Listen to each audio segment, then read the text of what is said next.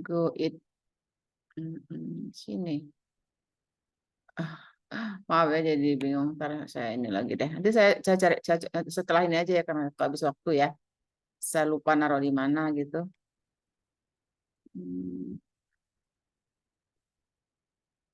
Sini enggak. Siap, siap, siap. Nanti saya cari dulu ya. Kita tutup dulu karena ini salah. Ya udah, saya ulang nanti. Saya tutup aja. Kita langsung masuk kemari, rencana MK pembelajaran, asesmen pembelajaran. Jadi dalam dunia pendidikan ini ada mulai dari apa namanya desain pembelajaran, ya, ada pemanfaatan e-learning dalam pembelajaran, gitu. Ada juga nanti mata kuliah kita psikologi, ya, psikologi apa pendidikan, ya. Nah, ini masuk kita ke materinya asesmen pembelajaran. Jadi di TP Teknologi Pendidikan melaksanakan mata kuliah asesmen pembelajaran. Pernah sebelum ini asesmen apa namanya evaluasi pendidikan. Pernah juga evaluasi pembelajaran. Kali ini asesmen pembelajaran. Di nama mata kuliah ini pernah 4 kali ya berbeda, tapi intinya adalah larinya ke sana. Ya, dan mata kuliah ini 3 SKS ya saya mengampunya. Ini semester 2 ya kan, semester genap. Nah, apa yang diharapkan dalam mata kuliah ini yaitu diharapkan mahasiswa itu memiliki wawasan luas tentang asesmen pembelajaran. Termasuk di dalamnya memanfaatkan hasil asesmen dan evaluasi itu sendiri. Jadi bagaimana mengakses dan bagaimana memanfaatkan asesmen. Ya, diharapkan bagaimana kita bisa memanfaatkannya, misalnya nanti untuk pelaporan pada pihak sekolah, hasil kinerja anak ya, kemudian ada nilai yang diberikan ya untuk laporan dalam bentuk mungkin deskriptif atau dalam bentuk kuantitatif. Juga misalnya untuk laporan kepada pihak pemerintah pengambil kebijakan ya, misalnya dulu ada dibuat UN ya, ujian nasional gitu, juga ada kalau sekarang ada apa ya namanya ujian itu asesmen juga ya, asesmen juga ujian ya akhir apa namanya asesmen berbasis digital ya. Nah kemudian gimana Namanya numerasi literasi, Bu. numerasi literasi. Asesmen berbasis digital. ANBK, Oh, NBK mungkin Ibu. oh ANBK, Ya.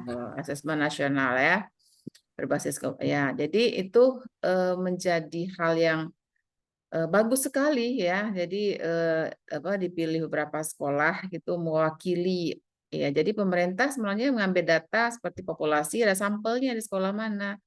Yang benar-benar ingin melihat ketercapaian, bukan menentukan kelulusan siswa. Nah, itu yang diprotes dari zaman Bahela ya. Nggak setuju kalau disamaratakan ya dari ujung Kalimantan sampai ke Aceh pasti ada tingkat pertumbuhan perekonomian, pendidikan yang lebih tinggi dari wilayah lain yang belum rata pendidikannya.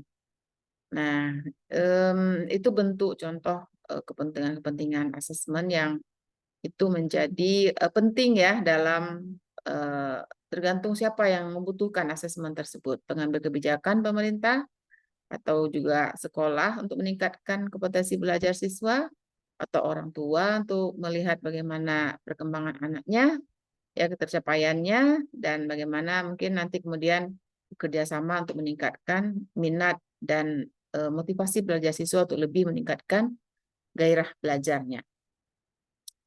Oke, kemudian kita melihat di sini ada apa namanya bagaimana nanti kita sebagai dosen ya itu bisa mengajarkan beberapa hal terkait dengan kemampuan kita untuk mengakses. Tentu yang pertama kalau di dalam belajar ada konsep-konsep tes ya, konsep-konsep tes ya. Tes itu lebih kepada jumlah kemampuan yang dimiliki anak untuk kemudian kita ukur, ya. Nah, lalu ada pengukuran, ya, bagaimana membuat alat ukur, ya, membuat alat tes, ya, membuat soal kalau mungkin di kelas, ya. Nah, kalau memang yang diukur itu aspeknya tidak hanya sekedar knowledge, pengetahuan, ya, berarti ada aspek afektif yang diukur dan aspek psikomotorik, maka tentu alat ukurnya berbeda cara membuatnya, ya. Ya, jadi di sini nanti kita akan belajar bagaimana juga membuat tes yang bentuknya adalah tidak hanya mengukur aspek kognitif, tapi juga psikomotorik. Misalnya kalau psikomotorik kita membuat rubrik penilaian ya terhadap sejumlah penguasaan gerak ya dalam sholat misalnya, dalam olahraga ya, dalam kinerja yang lainnya yang ditunjukkan oleh siswa kita buat rubrik penilaian. Kalau mengukur kognitif mungkin membuat soal-soal sesuai dengan yang sudah disiapkan di dalam silabus ya oleh guru gitu. Ya, kalau aspek afektif ya berarti lebih kepada aspek mental, aspek penilaian kepribadian ya. Biasanya itu menggunakan skala Likert ataupun angket ya yang untuk kita bisa mengetahui seperti apa aspek afektif siswa. Mungkin teman-teman udah pengalaman juga ya membuatnya karena kita adalah semuanya adalah pelaku ini guru ya atau pengelola sekolah. Kemudian kita akan melihat juga bagaimana melakukan penilaian. Setelah alat ukur dibuat, ya kemudian kita berikan kepada pihak siswa yang menjadi sampel atau menjadi objek sasaran pengukuran kita. Itu kemudian kita lakukan penilaian. Penilaian ya oleh guru menilai sejauh mana. Jadi nggak bisa kita menilai kalau kita tidak mengukur. Jadi perlu kita mengukur kemampuan ya, bukan mengukur suhu badan ya kan. Coba ukur deh suhu badannya, coba ukur deh berapa tinggi ya badannya, berapa sih luas daripada rumah ini. Pakai alat ukur juga, alat ukur bantunya apa? Meteran ya kan. Nah, gitu timbangan, itu pengukuran. Tapi dalam pembelajaran ini pengukuran itu lebih terkait dengan bagaimana kita membuat alat instrumen tesnya itu. Oke, kemudian setelah anak dinilai, tentu kita akan evaluasi. Kita diberikan skor. Biasanya di kelas itu dibagi kepada 3 jenjang ya. Ada anak yang kelompok tinggi, kelompok sedang, kelompok rendah dalam hal penguasaan kemampuan. Mungkin tadi ada sampaikan Mbak Vita dalam kurikulum Merdeka Belajar ini nggak dituntut semua anak harus sama waktu pencapaian daripada sejumlah kompetensi harus diakui harus dikuasainya. Jadi lebih kepada pendekatan privat juga mungkin ya pada siswa kita atau masih dalam proses pembelajaran ada hal-hal yang diremedialkan ya. Ya, sementara anak-anak lain mungkin lebih kepada ketajaman setelah memahami gitu. Ada proses-proses yang diberikan. Ini luar biasa ya sebenarnya kalau guru melaksanakan hal ini, maka tidak ada anak yang berat belajar di sekolah. Kemudian setelah kita lakukan evaluasi kaitan penilaian dengan pembelajaran. Ya, bagaimana kaitan penilaian dengan pembelajaran itu sendiri gitu. Ya, tadi udah kita bahas banyak ya, mulai dari diagnostik awal tadi, proses, kemudian ada untuk kita itu memperbaiki siswa kita, apa yang harus kita lakukan. Kemudian jenis-jenis penilaian. Ya. Jenis penilaian termasuk di dalamnya penilaian dengan portofolio. Sempat disebutkan juga, kita harus punya rekam jejak siswa ya, dalam bentuk kita membuat portofolio. Portofolio ini penting sekali sebagai dokumen proses yang telah kita laksanakan kepada siswa kita. Ya, kemudian penilaian untuk perbaikan pembelajaran. Ya, jadi jenis-jenis tadi jenis penilaian termasuk di dalamnya penilaian dengan portofolio, penilaian untuk perbaikan pembelajaran, untuk validitas dan reliabilitas ya. Ada juga yang akan kita lihat juga validitas dan reliabilitas. Biasanya di sini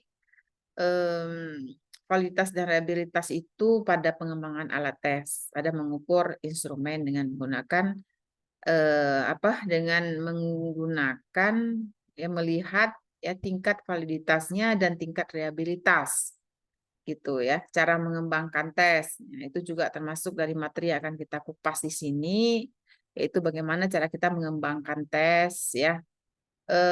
Tes tadi ada dua, ada tes hasil pembelajaran ya atau soal instrumen tes dan instrumen non tes namanya ya. Non tes itu lebih kepada sikap ya, lebih kepada afektif yang diharapkan dalam pembelajaran. Kemudian kita bisa melakukan analisis butir ya.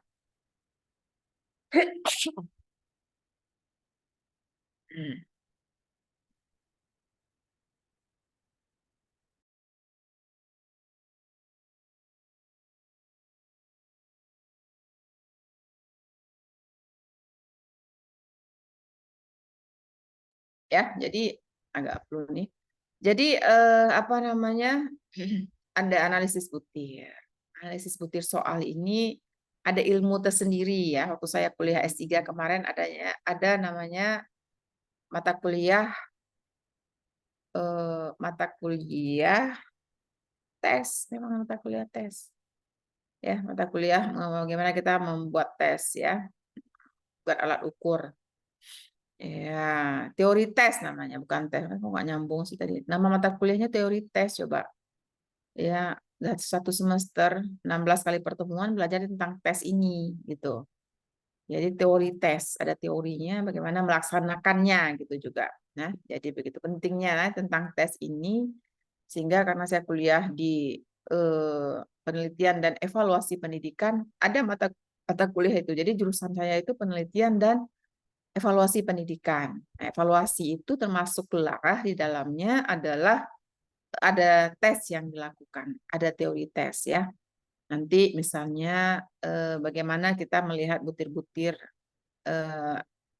untuk melihat daya beda butir, yaitu bisa membedakan butir soal yang kita buat itu antara anak yang pinter yang menguasai dengan anak yang belum menguasai. Seharusnya selalulah kita itu mengelompokkan siswa itu pada 3 kelompok tersebut kalau dia dengan latar belakang yang berbeda.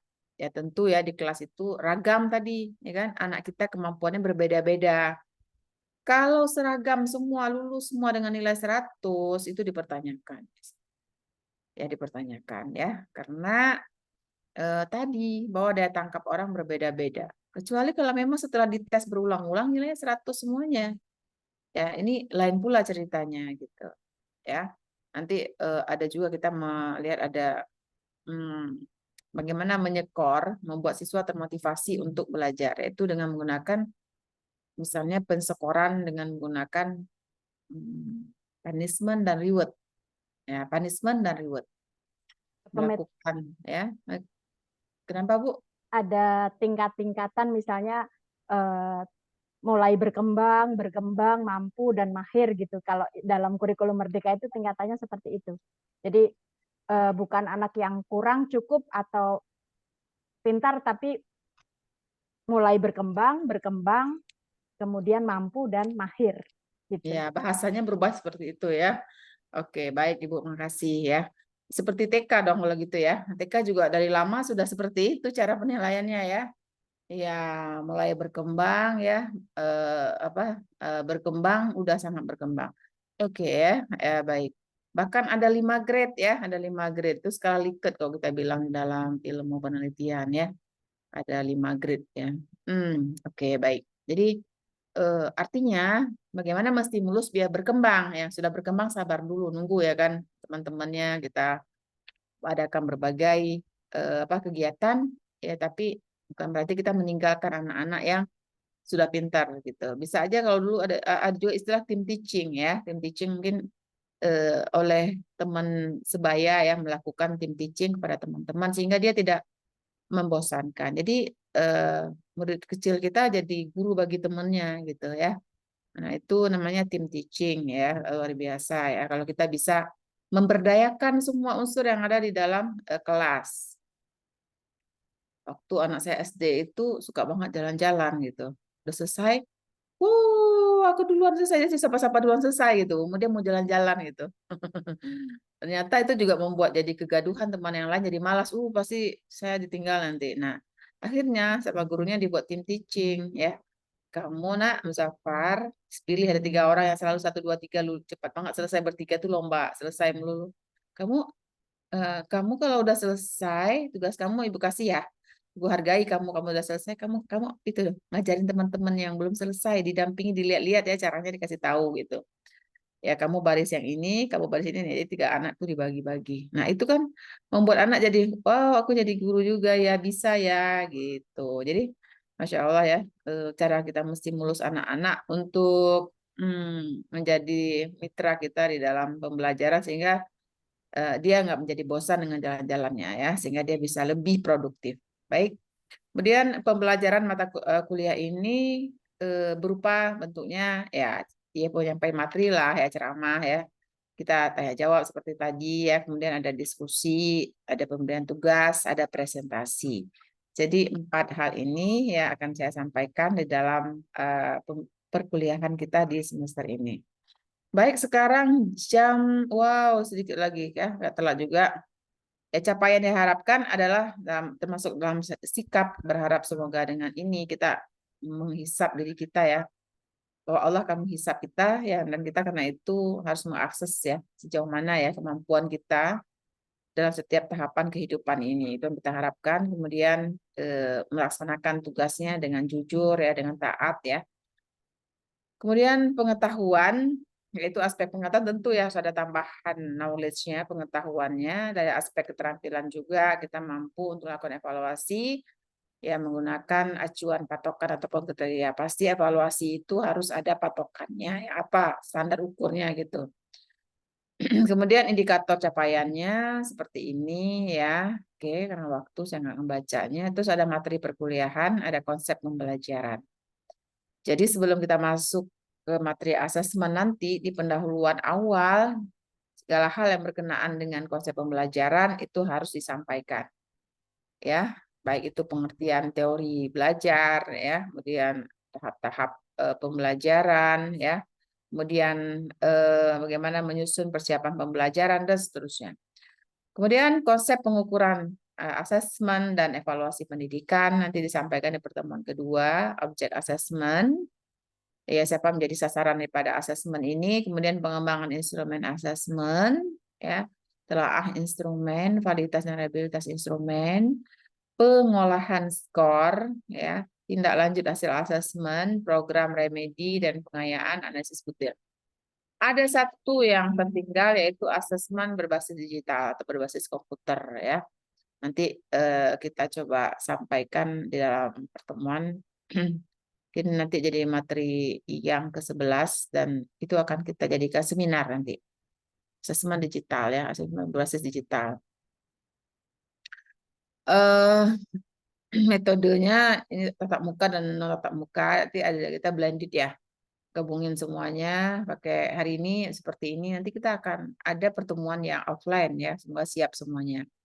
Nah, ini seperti ini, kehadiran kita menjadi penting sekali ya di dalam perkuliahan ini. 10% kehadiran kuliah itu yang menjadi kontribusi ya dalam nilai kita. Jadi Anda hadirnya sedikit ya mengurangi juga ya ternyata gitu. Tapi jadi persyaratan kalau misalnya 75% yang diharapkan hadir, 25% nggak hadir itu jadi nggak boleh kurang dari itu kehadiran. Jadi bukan hanya 10% ya, tapi juga menjadi persyaratan dalam kuliahan ini. Jadi saudara harus hadir 75% minimal. Kurang dari itu, wow, itu susah ya. Harus ada tugas-tugas yang harus saya berikan sehingga menjadi bisa ya, mengikuti ujian. Ya, jadi persyaratan ujian bukan cuma bayar SPP lunas nih Bu Pita, tapi juga kehadiran. Ya gitu. Cek dulu kehadiran 75% nggak. Kalau nggak 75%, ya mungkin nanti ada hal-hal lain yang disampaikan terkait dengan tugas-tugasnya. Ya, mau kasih tugas atau mau hadir Bu Ibu? Bapak? Mau hadir ya? Hadir, Bu, hadir. Hadir, Pada Bu. kasih tugas ya. Orang yang tadi mana yang penting ada ininya ya. ada Zoom-nya gitu ya, ada Zoom-nya. Ada nama ya di dalam Zoom-nya gitu. Ya, yang hadir ya close aja, tapi Bapak Ibu mendengarkan pasif kalau memang lagi kegiatan, tapi izin dulu gitu. Panas juga sih ya HP kita ya kalau terus-menerus nyala nih ya, dicas terus. Panas tuh, mobil jalan terus gitu.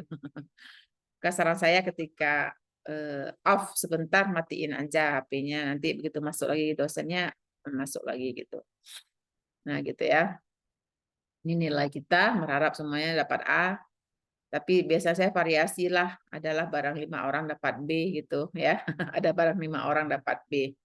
Ya, dibandingkan dengan kelompok yang sudah menguasai dengan yang belum begitu menguasai. Jadi hari ini introduction kita, pembukaan kuliah kita. Kita di sini berharap dalam perkuliahan ini sudah mengerti tujuan perkuliahan kita, strategi perkuliahan kita, penilaian proses hasil, referensi dan orientasi materi. Ya, tadi sudah kita diskusi ya, alhamdulillah masuk minggu depan konsep pembelajaran. Tentang belajar, pengertian belajar, ciri perilaku belajar, pembelajaran, hasil belajar, pengertian belajar, indikator hasil belajar. Nah, ini nanti ada kelompok yang akan saya sampaikan materi ini. Lalu kelompok 1 tugasnya adalah membuat artikel dengan tema efektivitas pembelajaran dan hasilnya. Oh, ini masih yang kemarin ya. Saya belum hapus ini. Tentu juga saya belum upload ya. Ya, ini nggak perlu pandemi ya. Sip. Belum saya update ternyata. Saya pikir sudah saya update. Kemudian yang kedua, jadi buat artikel efektivitas pembelajaran dan hasilnya. Efektivitas pembelajaran apa Pak? Ini saya ganti. Kemarin itu ada di era COVID menarik juga ya. Dan efektivitas pembelajaran dan hasilnya. Boleh tambahkan intinya seperti ini ya. Boleh di kurikulum Merdeka Belajar gitu ya Pak.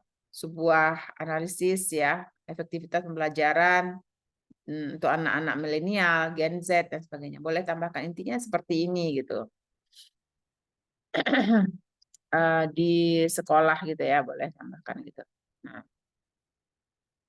jadi saudara membuat artikel, bukan membuat, saya nggak minta saudara membuat PPT, nggak juga. Artikel ini dikumpulkan ya, kemudian dibahas di saat pertemuan. Mengulasnya gitu ya, mengulasnya. Ya, yang penting nanti saya bisa mereview artikel tersebut layak enggak gitu untuk jadi artikel buku ya, buku yang akan kita terbitkan. Ya, misalnya efektivitas pembelajaran dan hasilnya itu ditulis oleh kelompok 1, namanya disebutkan nanti di dalam buku tersebut di awalnya gitu, di awal, atau nanti kita letakkan di mana yang sesuai seperti itu ya, Pak Sarif. Maaf Bu, Hmm. tadi kalimatnya tidak membuat PPT, maksudnya kami hanya membacakan makalah, kemudian kita akan membahas bersama-sama di dalam kelas, begitu Bu? Bukan makalah, artikel. Bapak Ibu Maaf, harus bedakan artikel antara maksudnya. makalah. Saya tidak mau Maaf, makalah ya, saya baik. maunya menjadi artikel ya, artikel yang terkait dengan efektivitas pembelajaran dan hasilnya di sekolah. Boleh nanti baca artikel-artikel terkait dengan itu ya. Sebuah artikel itu tentu di dalamnya ada membuat seperti semacam studi kasus ya.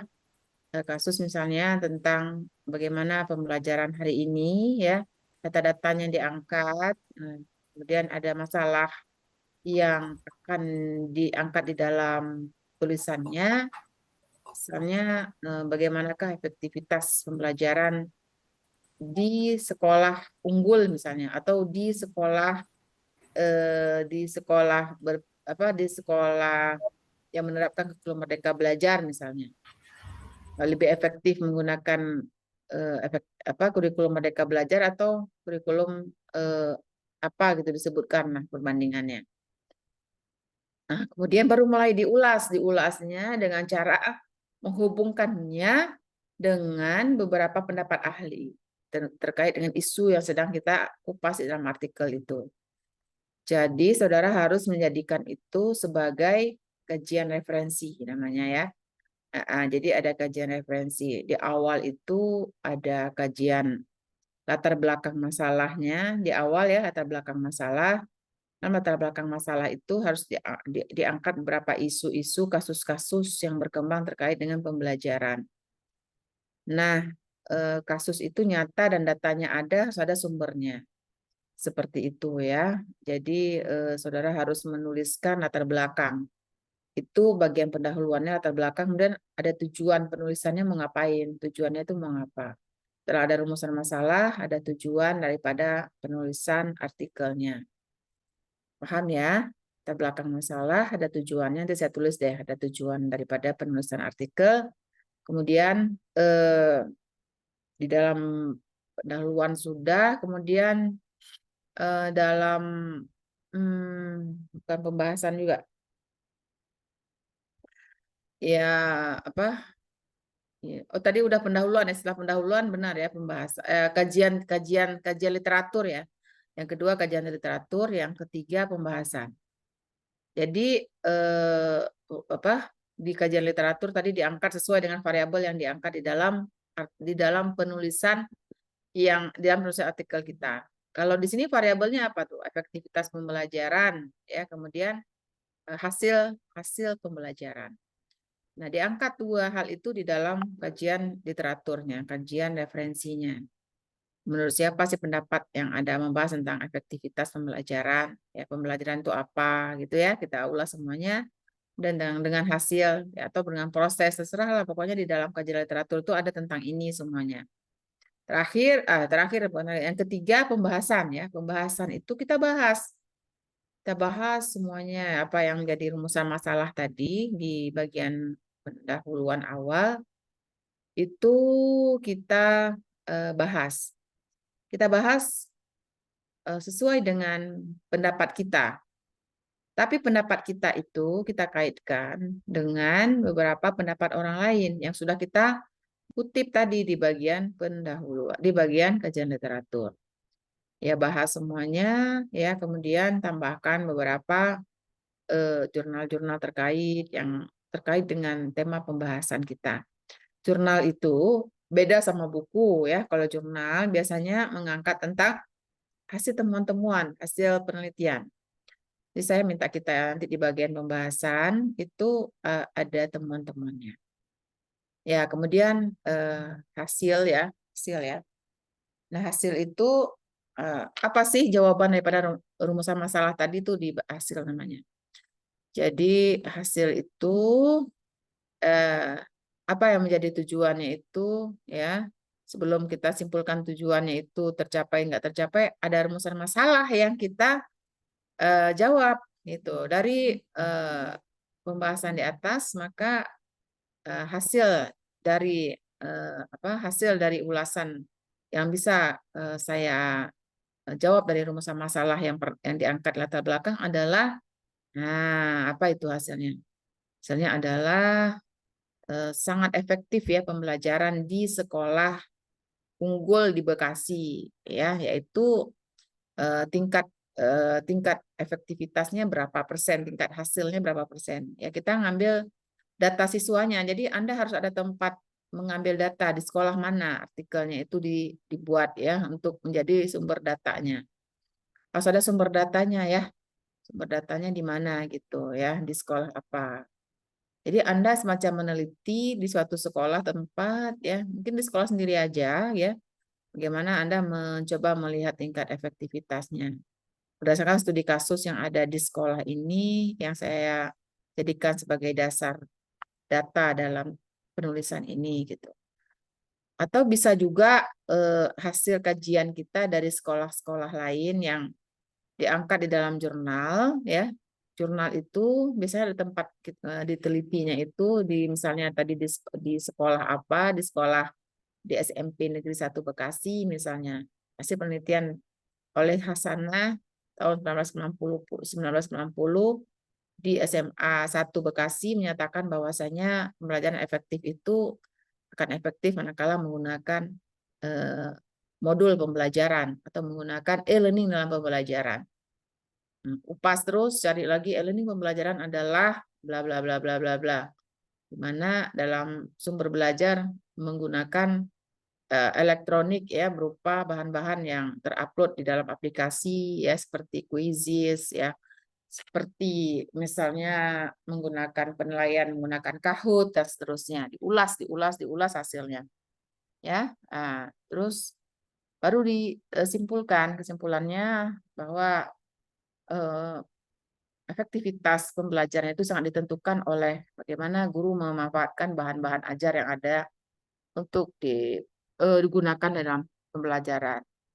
Efektivitas juga ditentukan oleh sumber belajar, efektivitas juga ditentukan oleh bagaimana guru bisa menjadikan siswa sebagai sumber informasi di dalam juga pembelajaran. Kesimpulannya dituliskan. Kira-kira itu 4 hal yang saya minta nanti dalam artikel yang dibuat. Saudara harus banyak membaca tentang bagaimana pembelajaran kekinian pada hari ini dan hasilnya. Dengan perubahan-perubahan kurikulum yang ada, bagaimana kita mengukur efektivitas pembelajaran dan hasilnya itu yang ada di sekolah. Sekolah itu harus ada studi kasus di sekolah mana ya. Jadi kita nggak ngambang. Ya boleh saudara wawancarai misalnya kepala sekolah, boleh. Ketika kita menuliskan artikel ini ada wawancara dulu. Jadi saya minta ya karena dalam pembelajaran ini nanti asesmen bagaimana mengembangkan instrumen ya. Ada bagaimana mengembangkan instrumen. Ya, di awal ya saudara menuliskan aja nanti ketika sedang ada materi tentang pengembangan instrumen, Anda membuat instrumen untuk mengukur sejauh mana efektivitas pembelajaran di SMA 1 Bekasi tadi yang kita jadikan sebagai dasar tempat kita mengambil data penelitian untuk kita buatkan di dalam artikel. Data primer, data itu bisa data primer, bisa data sekunder. Data primer itu data yang si peneliti atau si penulis sendiri yang mengambilnya. Ya, membuat instrumen tes kalau kita minta diisikan. Atau berupa dokumen itu namanya data sekunder ya, Pak Sahbirin ya. Pak Rain panggilnya ya. Nah, gitu ya, Pak Rain ya.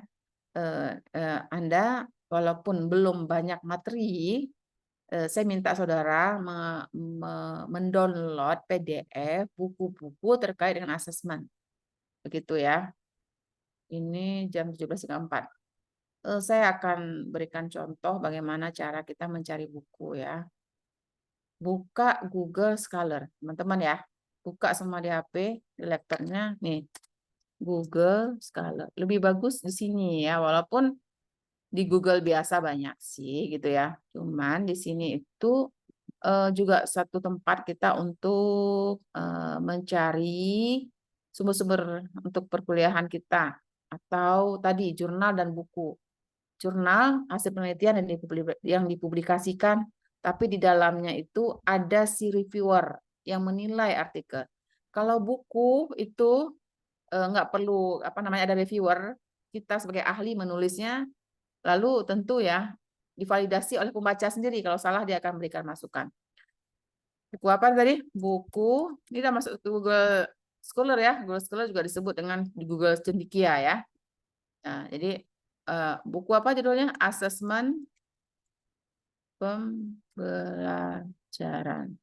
Nah, kita udah semuanya ngelihat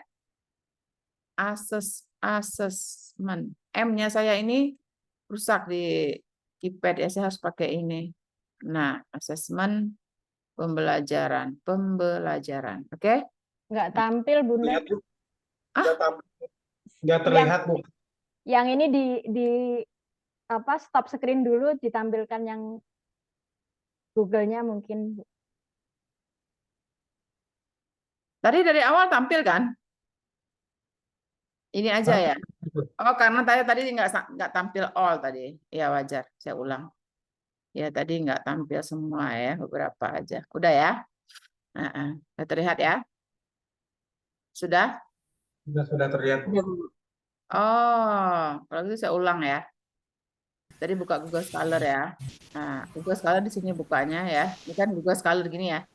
Terlihat nih. Nah, yang saya birukan. Yang Suki Ah? pengarang Google Scholar. Google Scholar.com ya. Gimana Pak? Nggak dengar putus-putus? Nah, udah. Kita klik aja. Tuh, ada buku ya. Bedakan buku sama jurnal ya. Nah, kalau jurnal hasil penelitian orang lain atau karya orang lain atau artikel orang lain.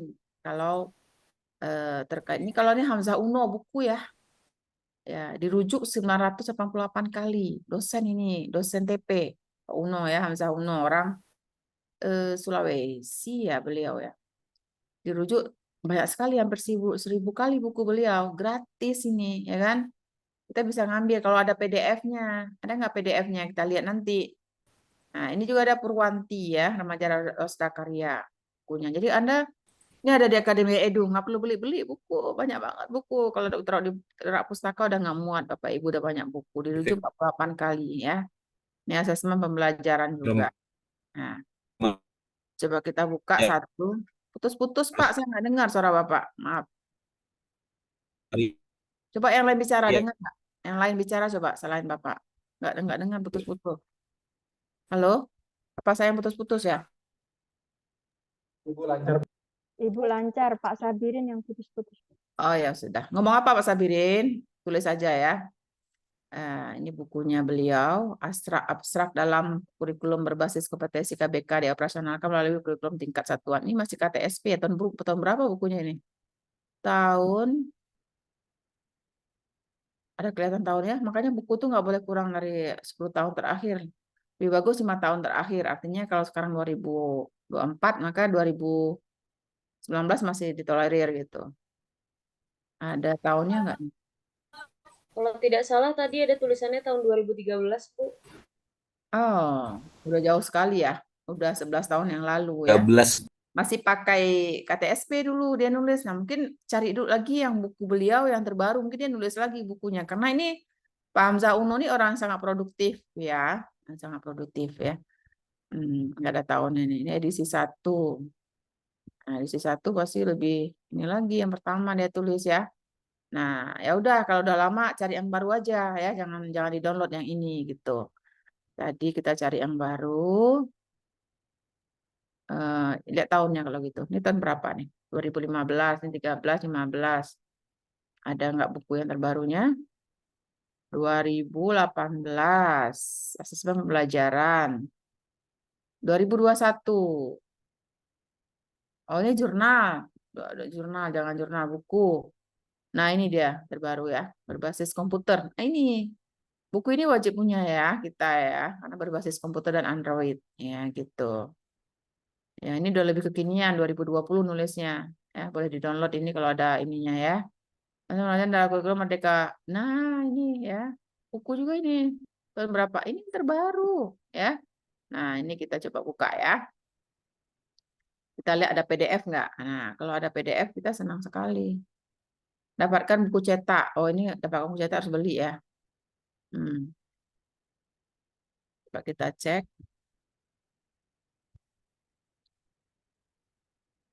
Di mana tadi Bu Agita kita cari buku kita?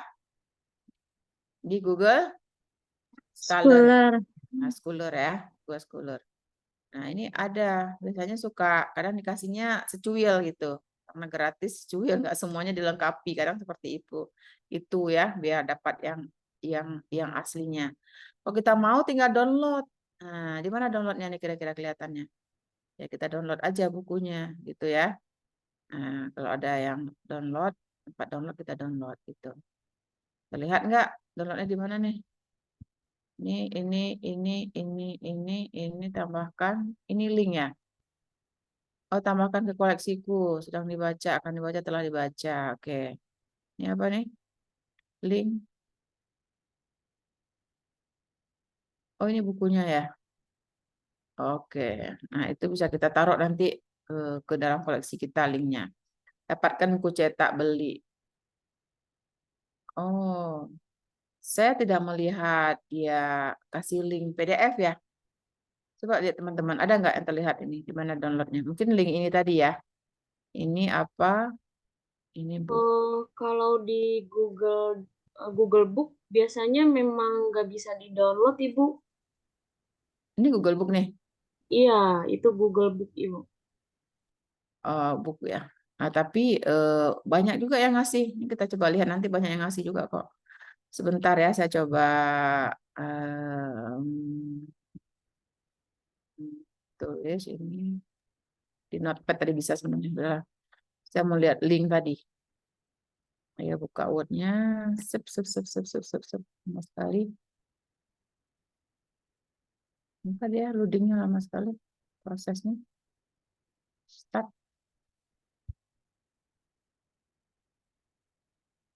Berat kayak laptopnya ya.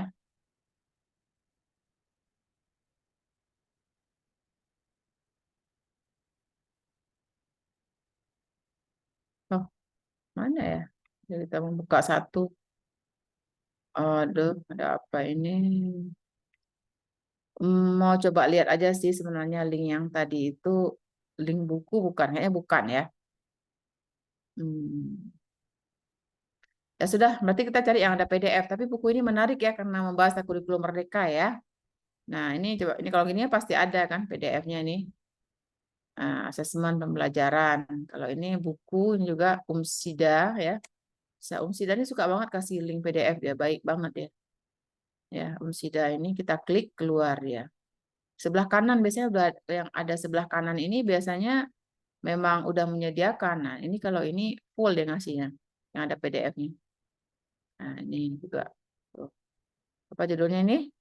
Asesmen pembelajaran Noli Sofia MPD Septi. Nah, ini lengkap nih. Kalau begini lengkap. Ada 115 halaman. Ya. Bisa di-download, kita set ke teman-teman ya. Ya simpan ya, kita simpan dulu. Ini artikel apa buku sih? Buku ya. Buku kan tadi di awal ya. Tapi dia tulisnya itu artikel ya di sini ya.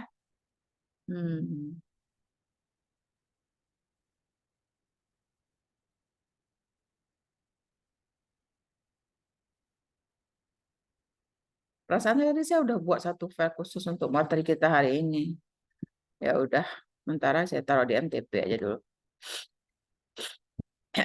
Di sini buku ya, buku apa tadi? Buku asesmen ini M-nya nggak ada nih, udahlah. Pokoknya itulah kira-kira pembelajaran matkul asesmen. Ya, saya akan coba simpan. Nah, biar teman-teman lihat mudah loh. Sekarang nggak perlu ngapa-ngapain. Nama ini kita apa? Nama kelas kita apa ya? Apa Bu Zahra? Asesmen pembelajaran, tapi sepertinya belum dibuatkan grup ya Ibu. Untuk keseluruhan kelasnya namanya apa? Oh, S2 Kelas A. MTP. S2 S2 ini ya? MTP. 2023 ya? Bukan? Betul Betul? itu, Bu. Hah? Ya, betul itu, Bu. Ya, betul itu, Bu. Oke ya. Jadi saya upload di sini ya. Ya udah. Ini kenapa ya nggak mau ngecil pula dia? Kok tiba-tiba nggak bisa ya? Nggak bisa saya ini ketutup ya? Kenapa ketutup ya? Cara bukanya gimana nih? Ketutup banget, nggak bisa nyampe. Udah deh, waktu ya. Nanti saya coba nanti. Pokoknya begitulah cara mendownload buku teman-teman ya. Yang ada PDF-nya boleh ambil gratis. Nah, nanti saya akan ajarkan bagaimana memasukkan ke Mendeley juga bisa. Ini buku ini pengembangan didaktik biologi jurnal. Oh, ini jurnal. Ya, itu jurnal kalau dibahas di bagian 4 tadi ya untuk menguatkan pembahasan kita boleh pakai jurnal-jurnal yang seperti ini. Ada berapa buku ini? 1 ya. Ini ada di Akademia Edu. Nah, tuh. Konsep dasar asesmen pembelajaran Endang Purwanti. Ada berapa halaman? 44 ya. Kayaknya ini nggak semua kalau di Akademia Edu biasanya nggak semuanya dia potongan-potongannya aja. Nah, sampai habis ini sampai ke cover ya. Nah, ini bisa di-download juga. Nah, Endang Purwanti. Nanti saya maunya begitu nanti. Kita buat buku seperti unit 1 konsep dasar asesmen pembelajaran. Ya, oke. Seperti itu ya. Nah, langsung simpan di tempat kita, tempat file-file kita, ya, yang nanti itu menjadi tambahan untuk kita gitu, buku ya. Nah, nanti saya share deh. Ini kayaknya lagi agak susah nih. Nah, buku dasar kalau saya udah punya buku kita. Berapa buku kita mau perlu? Ya, ada di sini ya. Oke, baik. Sedikit lagi karena udah mau berakhir, saya mau buka tadi file ini. Nah, tolong bagi kelompok ya. Untuk kelompok 1, contoh gimana tadi membuat artikel, cari bahan-bahan referensinya di Google Scholar. Bisa juga di zenodo.com. Oke? Buka zenodo.com juga ada sumber belajar di sana. Zenodo.com.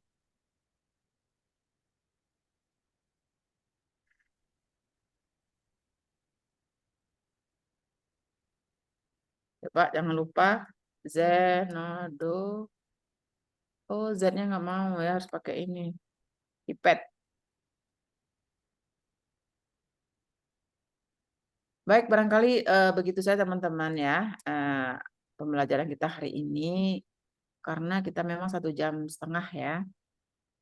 Semoga bisa lebih menikmati lagi nanti dalam proses selanjutnya. Ini Zenodo ini seperti web juga, login dulu gitu. Ya, biar kita kalau ada karya bisa ditaruh di dalam Zenodo aplikasi ini. Di Google Scholar juga kita bagusnya kita registrasi dulu, login, nanti masukkan karya-karya kita dalamnya sehingga orang bisa membaca, mensitasi artikel yang kita buat. Nanti saya minta kita terakhir minimal sekali buat download di Google ya, di Google Scholar karya kita itu gitu. Nah, gitu teman-teman ya. Ini Zenodo juga bisa dikasih doai tadi. Setiap artikel kita bisa dibuatkan jadi doai gitu. Jadi dalam Zenodo juga banyak hasil riset-riset orang lain ya. Jadi ini penting sekali untuk kita semuanya mengetahui tentang Zenodo ini. Nah, kita lihat yang aplikasi ya. Nah, ini Zenodo.org. Nah, ini dia aplikasi Zenodo teman-teman ya. Zenodo.org ya, ORG ya. Nah, seperti ini. Banyak sekali karya orang. Juga buku asesmen pembelajaran juga ada di dalam ini. Ya, bisa kita hunting. Di samping tadi ada Akademi Edu 3 ya. Ya, apa aja Pak Arif? 1, menggunakan Google Scholar. Yang kedua, menggunakan Akademia Edu. Yang ketiga, Google Scholar. Yang keempat, Zenodo.com. 4. Sumber belajar kita dari situ. Kalau saudara punya aplikasi juga, mendaftar di ePusnas jadi 5. Kita punya 5 sumber belajar ePusnas. Mendaftar jadi member di ePusnas, tolong ya. Nah, bisa lewat HP, bisa lewat lewat komputer. Saya serius ya, kita mau jadiin buku soalnya. Jangan menciplak ya. Oh, searching aja di Google, nggak bisa. Nanti ketahuan. Ketahuannya di mana? Kita tes unitin buku kita sebelum kita cetak, kita tes dulu ketahuan ciplakannya. Wah, itu plagiat namanya, nggak boleh ya. Nah, seperti itu. Ya, Allah alam bisawab. Ya, semoga teman-teman semuanya dimudahkan oleh Allah Subhanahu wa taala ya untuk bisa kita belajar ya. Belajar bagaimana cara belajar gitu. Jadi memang harus ada proses peningkatan diri kita dengan membaca. Membaca itu gudang ilmu.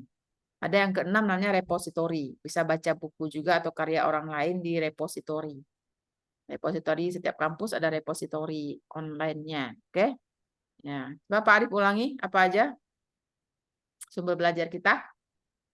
Yang pertama itu Google Scholar, yang kedua Zenodo, ketiga Akademia, yang keempat apa Bu? Lupa. Yang saya ingat ketiga. Bisa nambahkan yang lain? ePusnas, daftar sebagai anggota, repositori. Sip, Pak Muammar. M. Thohir. Pak Muammar orang mana ya? Sulawesi, Bu. Oh iya, makanya ada karakteristik Nusantaranya. Siap ya, seperti itu teman-teman, kita cukupkan ya sambil saya isi di Google di Google di GCR nanti ininya panduannya ya. RPS-nya. Ada yang bertanya terakhir? Jangan lupa ketua kelas bagi kelompok sesuai dengan yang sudah saya tetapkan judulnya. Ah, siap laksanakan? Ya, siap, Bu. Ah, Berapa kelompok? 6 kan, Ibu? hah? Berapa kelompok? 8. 8 ya? 8 kali 2, 16. So, tadi semua kan 17. Nah, Ya, ini tema artikel kedua, pengukuran dan asesmen pembelajaran yang tepat dalam pembelajaran online. Nih, pengukuran yang tepat dalam online ini digitalisasi di sini nih, yang tadi saya bilang asesmen digital di sini letaknya. Nah, yang kelompok 2 tugasnya membuat artikel itu. Yang kelompok 3 itu artikelnya temanya tantangan pendidik menilai aspek kognitif, afektif, dan psikomotorik dalam pembelajaran jarak jauh. Nah, sekarang kan udah nggak jarak jauh ya. Ini memang saya buatnya kemarin masih ini ya. Masih masa COVID. Oke. Apa salah tadi saya ngambil? Saya update. Yang keempat, mensiasati penyelenggaraan ujian online. Banyak sekarang kan masih menggunakan ujian-ujian online gitu. Pengembangan instrumen tes buatan guru kelompok 5. Kelompok 6, kelompok 8 sih. Kelompok 6 harusnya ya, membuat artikel dengan tema ya. Kelompok 6 ya, betul ya, 6 kan? Membuat artikel dengan tema perlukah pendidik melakukan validitas dan reliabilitas instrumen tes ya. Kelompok 7 ya, pengolahan skor yang akurat.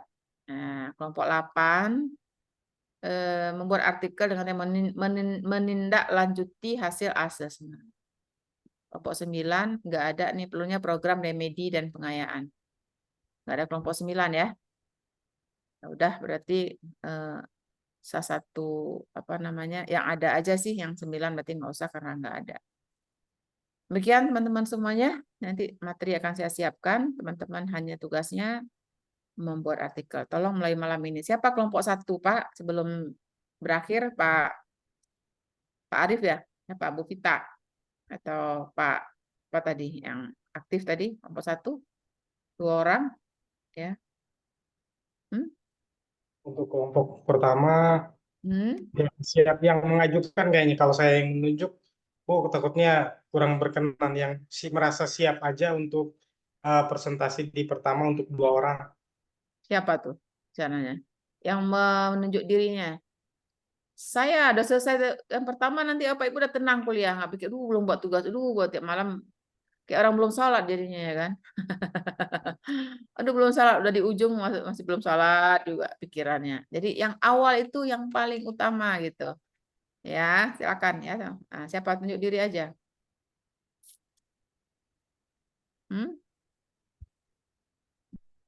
Nggak ada? Nggak ada yang mau? Ketika pertama, Hah? Nggak ada bikin ya? artikel, nggak bikin PowerPoint, Bu ya?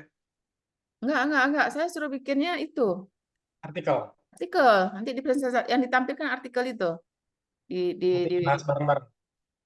Artikel ya 10 lembar. Ya minimal 10 lembar. Jadi lumayan juga gitu. Tadi ada 4 hal itu yang harus muncul di dalam artikel. Artikel itu ingat ya, jadi buku ya, harus ada rujukannya. Jadi sumber buku pembelajaran kita nanti. Jadi buku referensi pembelajaran. Kalau apa namanya ada di dalamnya sumber-sumber yang kita kutip referensinya seperti itu. Oke? Nah, ini kok sudah ada juga nih. Oh, di sini ya. Saya nggak ngelihat, ternyata ada di sini. Ini RPS. Berarti sudah ada RPS. Saya edit aja. Siap. Itu ya Bapak Ibu ya. Pak Arif kali bersedia ya, kelompok 1 ya. Siap, Bu. Oh, sip. Pak Arif dengan siapa? Pak Arif berdua yang kompakan CS-an. Sama siapa ya? Siapa yang bersedia dengan Pak Arif, mendampingi Pak Arif? Pak Hasbi. Gas, Pak Arif. Asik ya. Hasbi ya, siap. Catat ya di ini ya, di dalam pembagian kelompok ya. Makasih ya Pak Arif ya, dengan Pak Hasbi. Pak Arif baca-baca artikel di Google Scholar ya, cari ya. Cari buku rujukan juga di sana. Malam ini baiknya jangan tidur sebelum jadi artikel. Memulai buat kerangka dulu ya. Buat kerangka gitu ya.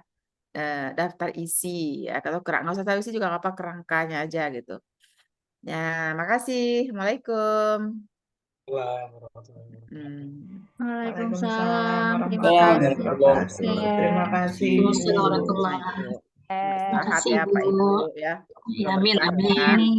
Amin. Izin live ya. Iya. Baik, Ibu.